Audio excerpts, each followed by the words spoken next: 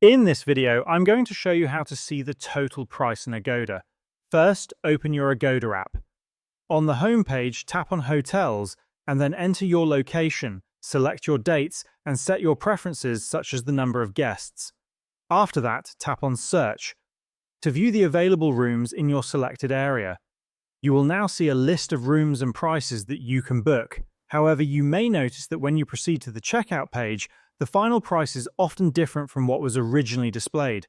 This difference occurs because the initial price shown is usually the base rate, while the final price at checkout includes additional charges such as taxes and service fees.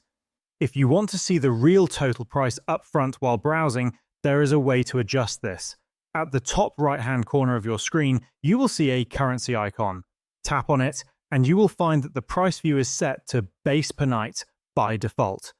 Change this setting to Total Stay. Once you select Total Stay, the app will automatically show you the prices that include all taxes and fees. You will notice that the prices displayed for each room are now higher than before, but this is because they are showing the true total cost instead of just the base rate. Now, when you select any hotel from the list and choose a room, you will already have a much clearer idea of what the final cost will be.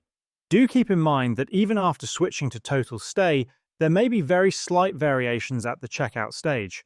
These small differences usually occur because of currency conversions or promotional discounts being applied.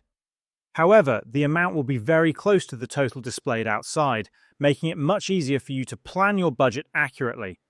By using this feature, you can avoid unexpected price increases at checkout and know the actual cost of your stay from the very beginning.